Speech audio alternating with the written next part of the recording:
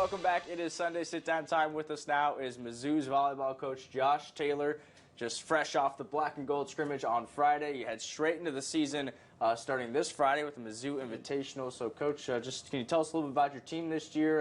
Yeah. It looks a little bit different than it has in the past. Much different, yeah. And I think, kind of like we were talking before cameras came on here, we have more than half the roster is brand new, is basically what I'm trying to say. And we've got 8 freshmen who just came in, and more than half are probably going to play a pretty big role on the court this fall. And we've got a couple key returners who are going to be complementing the roster nicely, but a bunch of brand new faces. I think one of the pieces of feedback I got from people who watched the black and gold scrimmage was, your team looks really young, and they are. And I think something that's really exciting is that we probably have more talent in the gym this fall than we ever have since I've been at Mizzou. We just lack experience, which anyone can gain, so I'll always take talent over experience any day.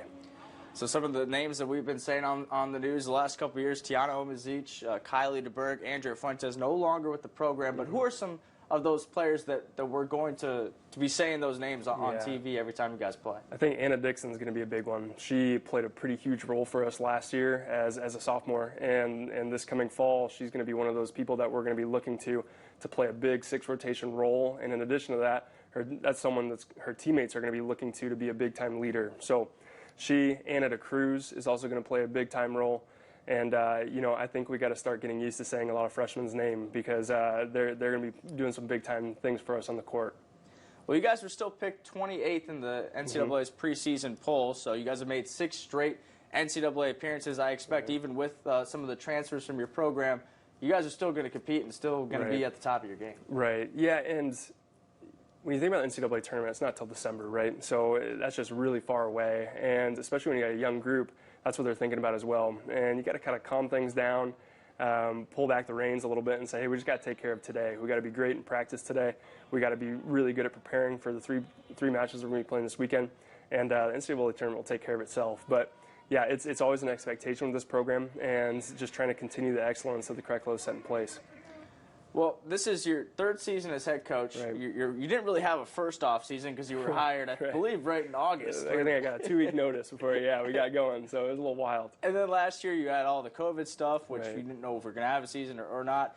So this year, COVID's still in play, but at least was it nice to kind of maybe take a deep breath or to take a breath. Yeah, to take a breath was nice. And this group, although we as a coaching staff can't be a part of any of the summer training that they do, they were here all summer. All 14 of them until we added our 15th player, Morgan Eisenberg, and they were prepared for double days. We didn't have to change up training a bunch to make sure no one was getting injured. They were in fantastic shape, and they were coming in so motivated. So it was a really nice experience for me to finally have a normal preseason. So it was fantastic. The girls are ready to go, and we got a great group of girls that are going to be running through the wall for one another. So we're pretty pumped up as a staff.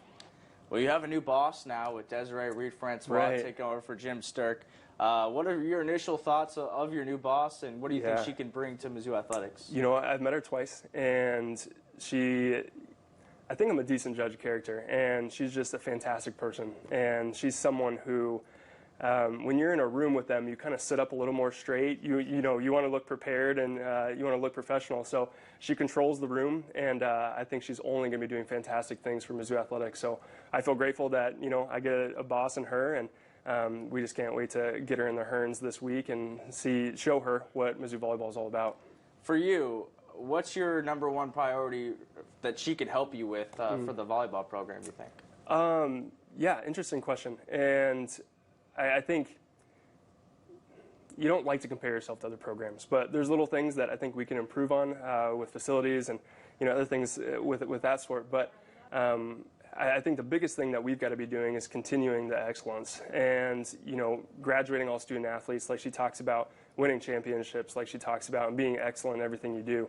So really, it's just continuing that excellence, and she's going to be walking alongside us, helping us do that. So again, just grateful that she's on board.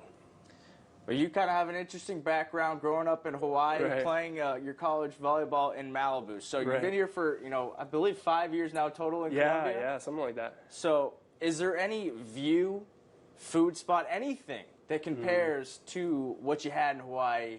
Interesting and question. In Malibu? I love where Molly and I live. We kind of live out in the woods, kind of in Fulton, and I think that's gorgeous, and I think it's beautiful. I think when it comes to food spot, there's nowhere better than Broadway Diner. If you have not been in Broadway Diner, go to Broadway Diner, say what's up to Dave, and he'll cook you up some of the best breakfast in town. Is there any Hawaiian spots or anything? Oh, you know what? If there are, I haven't found any yet. I haven't either. I don't know. Besides my grill at home, I'll cook up some Hawaiian stuff. And actually, Russell Corbelli, his dad is from Hawaii, and he and I went to the same high school. So anytime John Corbelli's in town, he makes some pretty good Hawaiian dishes.